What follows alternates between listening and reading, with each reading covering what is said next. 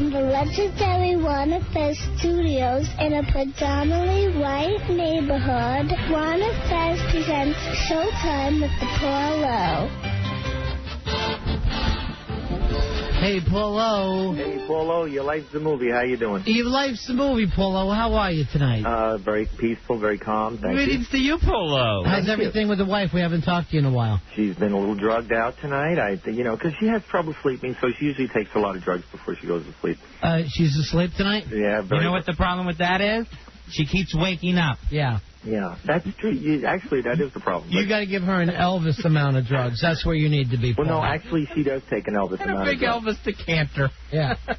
And just put her on the toilet with a book and just hope for the best. No, she's very, very resistant to high levels of drugs. Absolutely. Yeah. Well, so was Belushi. Yeah, I understand. All right, Paulo. Still the summer films. Are we just about done, the big blockbusters? Pretty much just about done with the big blockbusters. I mean, The Village was obviously very highly hyped for quite a while. So, I mean, this is kind of the highest hype that's coming until, Oscar time. Yeah, now, why is August such a slow month? I mean, you got the summer films, but why do they stop, the big ones stop coming out in August? Well, because, the summer winds down. People aren't as interested. You want to sort of put the best films up front so they can play all summer. Then you sort of put the losers on the end, seeing if they can, pick up a few bucks here and there. And I guess around the country now, we got kids going back to school earlier and earlier. They're going to school in August now. It's ridiculous. Yeah, like my niece and nephew back August 3rd. I would shoot myself. If I was a kid and I was going back to school August 3rd, I'd put a gun in my mouth and I'd pull the trigger. Well, some kids need the extra Not help. that I'm recommending that to you children, but I'm just saying that's too much school for any kid. I understand, but some of them need to stay off the street. All right, Paulo, The Village. Yes, The Village. You've got The Village. You've got Manchurian Candidate. You've got Harold and Kumar go to the White Castle. The Village is very, very frustrating. I think it's a good movie. I saw it today, too. I'll just warn you before you start talking crazy. But clearly, I mean, M. Night Shyamalan is like a kid in a candy store. He's just playing with everybody's head, and he's, wants to take risks. He wants to do things that are going to drive people crazy. Well, Paulo, didn't you already figure it out long before the twist came? Well, I don't sit there like with The Sixth Sense. No, I was generally surprised with The Sixth Sense. I was, too. I was shocked at Sixth Sense, and I'm like, this can't be. This can't be happening. And, I mean, when the, ring falls off and the whole thing happens in Sixth Sense, I literally got goosebumps. Yeah. And I think Unshakable was a great... Unbreakable. Yeah. Unshakable is your wife's ass. Paulo, I gotta tell you the truth, though. With this, other than Sixth Sense, I feel like with M. Night Shyamalan, hey, I'm watching a good movie, and then they don't pay off for me. You know what I mean? Like, suddenly the ending comes up, and I'm not into the whole twist thing, and I feel like he has skills. He just can't put together a whole movie anymore. No, I think people who like him understand that he's really not about the big thrills. He's really about small moments, and all his films are kind of the same in that way. They're morality tales, and they're about... building suspense and... And why does he have to put himself in everything? That was my next question. Yeah, that's the thing. He's in The Village? In the 1800s. Oh, my God. It's suddenly a Hindu. He sort of looks like Kumar from Harold and Kumar. And it's an odd shock to see this Indian guy out of nowhere in every movie. But... at least you don't really see him in this movie. Don't ruin it for people. I think most people will be somewhat frustrated and driven insane by I'll say this. When the big gasp came today, the big twist, no gasp, no, oh, my, you know what I mean? He's all past that. And as I'm coming into the thing and I'm getting my popcorn, I'm with my family, there's some kids leaving going, that Village is the worst movie I've ever seen. And I just was going, damn it. I think what's going to happen is I hadn't even walked in and I was disappointed. I think what's going to happen is because it does what it does, it's going to really stay with you and you're going to turn it over a little bit. But you know what? As a matter of fact, we went out to dinner and we got more and more frustrated with it and going, what happened to this plot line? That's proving my point right now. You went to dinner and you're so frustrated you're actually hitting That's not a good... No. Now he's ruined the meal, too. First of all, we don't do that. That's your family because of the relationship you're in. But what I'm trying to say is this, Paulo. Yes, it's nice to have a film to talk about afterwards. But when it's like, why the hell would they be so stupid? That's not a fun thing. I think there's actually some very interesting ideas in the film.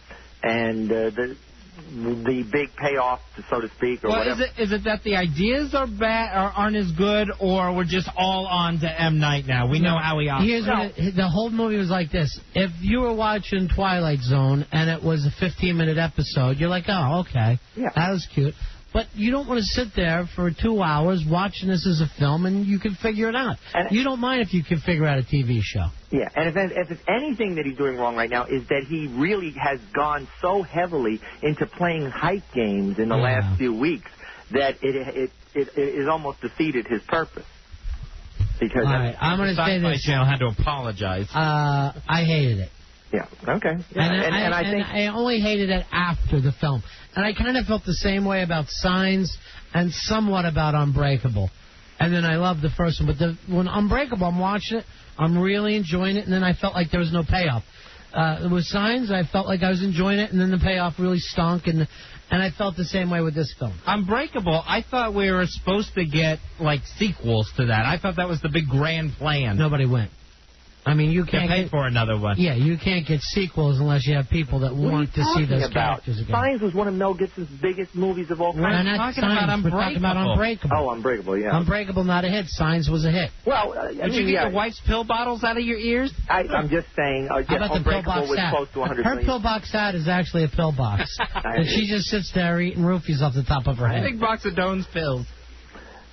Needless to say, needles. It's why you now start to say needles to say. Okay. It may not be as big a hit as Signs, which was, like 250.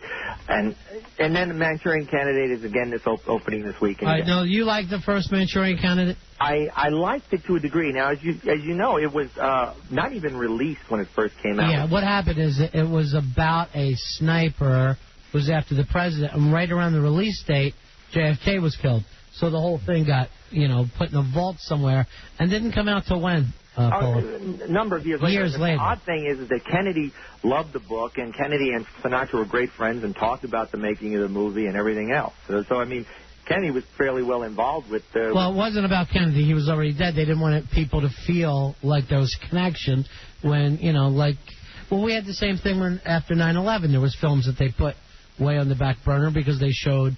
New York City blowing up or whatever. Yeah, for whatever reason, not to let people think they're being callous. Or Time Machine was one of those films where meteors or whatever, the moon was crashing into New York, and they didn't want people to see it. And then this movie is actually brilliant. It's creepy. It's vaguely unpleasant. It's probably frustrating for most people. I require 2 viewings. It's fairly complicated. Both movies you reviewed so far you've described as frustrating.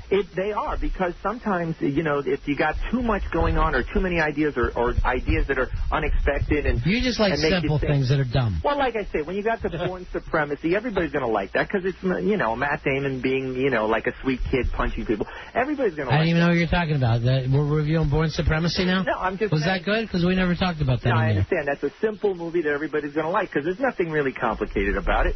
With something like Manchurian Candidate, they have dozens and dozens of complicated ideas. The whole focus has changed. Instead of being Manchuria, it's Manchurian Global, which is a giant, multinational corporation that's being, manipulating. Are you trying to give away the film? I'm not giving away the film because there's so much in the film. I'm not giving away. Besides, you saw the first film. You already know the plot, basically. I know, but Fez hasn't. I haven't seen the first one. And the ending actually is a little bit... I'm still upset about JFK. And at the ending, the horse dies. All right, let's move on to my next review. And he just gives it out like that. I'm not saying... And you call yourself a reviewer. I'm not calling myself... And a home pharmacist with your wife. Let's go over the reviews so far. With The Village, you're saying worst movie ever, don't go. No. And Manchurian Candidate, you said move over Oscar. We've got a new president. I have to say, move over Oscar, we have a new president. Because basically... It's that good. It is... Man, I was cheering for that film. It is an Oscar film. Because Meryl Streep never... Mel Streep. Is that what she's going by now? Yeah, she's calling herself Mel Streep. Because she's a little Jewish man from the Lower East Side. Down on Mel Streep. Meet us halfway. Would you, Polo? Meryl Streep. Meryl. Hello, Meryl. Meryl, you met Cheryl? It's a Meryl of fun, this film. This is a very... From California to Maryland, you'll enjoy Manchurian Candidate. Meryl is very good at this. Candidate is the can-do film of the Cannes Film Festival. She plays If you don't like it, Candidate. It's perfect. Can I get a candidate for Oscar? She plays a man, baby, in this film. Oh, good. That's nice. That's a nice turn phrase. You finally come up with a blurb, and it's from Austin Powers 1. If you'll excuse me, I have streep throat from the greatest film ever, Manchurian Candidate. She's on a winning streak. She plays a powerful woman who is very politically connected. Her son, Liev Schreiber. What? Liev Schreiber is the... Schreiber is a sergeant of Oscar nominations. Schreiber, drive me to Oscar. He is the Manchurian Candidate. And, of course, Denzel Washington. They were in the Gulf War together. Lawrence Harvey, who probably nobody remembers anymore, was... What was he in? He was in the original with Frank Sinatra. So, I mean, that, you know, and Angela Lansbury was Meryl Streep. So is this a good movie or bad? I say it's a good movie. Why scream? It is probably better the second time. And the ending... Would it be better if I went to a Spanish theater and saw it with subtitles? Did that help me? The third time I would do that. And the ending itself is what really... Stop giving out the ending. Here comes the ending. Yeah, it's sort of a... I cried when the dog died. I wasn't going to say that, but then, you know, definitely, of course, you know, the director, Jonathan Demme, taking a chance, doing another... Demme for not seeing this film. Oh, Demme, more, please. I mean, taking another chance, doing another remake after The Truth About Charlie, which is a remake of Charades. I don't know what you're talking about, Paul. You're just babbling. I understand, but you're like a drunk driver with a movie review. I understand. What next? Harold and Kumar go to the White Castle, which takes place in New Jersey. It sounds just like a note that you would leave for your mom. It doesn't sound like a film to me. It's too long of a title to be a hit. It's a Cheech and Chong. What's the longest title that's ever been a big hit? Dr. Strangelove? Or How I Learned to Love the Bomb? Don't Be a Menace. Yeah, Dr. Strangelove. You usually don't add the I do. I add everything. And then I sit there just feeling superior for knowing the whole title. That's why it takes him forever to talk about that film. Because he keeps giving the title out. I'll ask for it that way at Blockbuster. Harold and Kumar go to the White Castle, and there's actually a subtitle to that, too, but I can't go into it. What is it? I don't remember. But the thing is... Aren't you the movie reviewer here? I understand. There is a Korean guy and a... Don't be racist, okay? Just a guy. Just a guy. Korean-American? Just a man like you are, like I am. It's essential to the story. No, it really isn't. Let's just try to put race aside for 5 minutes. No, the film is, you know... This film? Trying to understand the ethnic... melting pot that we... And they're, you know, of course, stoners and dopers. The ethnic melting pot. Yeah. Of stoners.